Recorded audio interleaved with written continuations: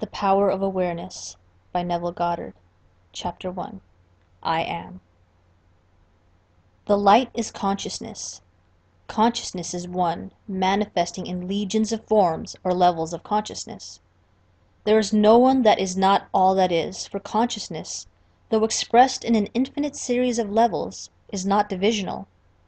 There is no real separation or gap in consciousness. I am cannot be divided.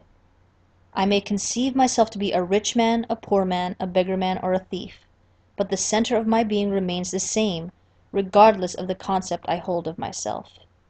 But at the center of manifestation, there is only one I am, manifesting in legions or forms or concepts of itself, and I am that I am. I am is the self-definition of the Absolute, the foundation on which everything rests. I am is the first cause substance. I am is the self-definition of God. I am hath sent me unto you. I am that I am. Be still and know that I am God. I am is a feeling of permanent awareness. The very center of consciousness is the feeling of I am.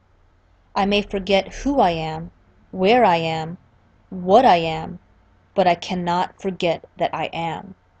The awareness of being remains, regardless of the degree of forgetfulness of who, where, and what I am. I am is that which amid unnumbered forms is ever the same.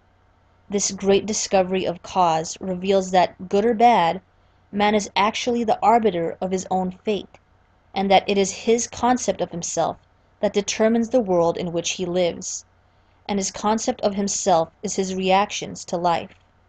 In other words, if you are experiencing ill health, knowing the truth about cause, you cannot attribute the illness to anything other than to the particular arrangement of the basic cause substance, an arrangement which was produced by your reactions to life and is defined by your concept, I am unwell.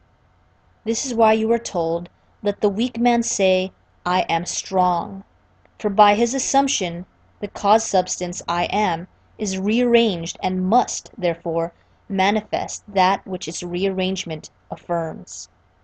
This principle governs every aspect of your life, be it social, financial, intellectual, or spiritual. I am is that reality to which, whatever happens, we must turn for an explanation of the phenomena of life. It is I am's concept of itself that determines the form and scenery of its existence. Everything depends upon its attitudes towards itself.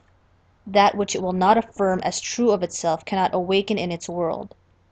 That is, your concept of yourself, such as I am strong, I am secure, I am loved, determines the world in which you live. In other words, when you say, I am a man, I am a father, I am an American, you are not defining different I ams. You are defining different concepts or arrangements of the one cause substance, the one I am. Even in the phenomena of nature, if the tree were articulate, it would say, I am a tree, an apple tree, a fruitful tree.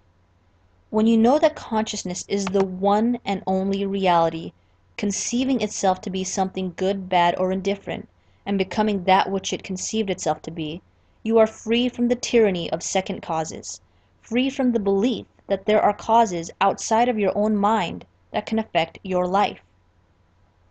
In the state of consciousness of the individual is found the explanation of the phenomena of life. If man's concept of himself were different, everything in his world would be different. His concept of himself being what it is, everything in his world must be as it is. Thus it is abundantly clear that there is only one I am, and you are that I am.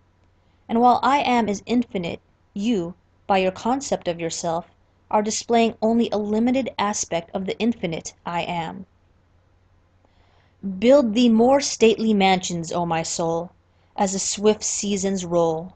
Leave thy low vaulted past, let each new temple nobler than the last shut thee from heaven with a dome more vast, till thou at length art free, leaving thine outgrown shell by life's unresting sea.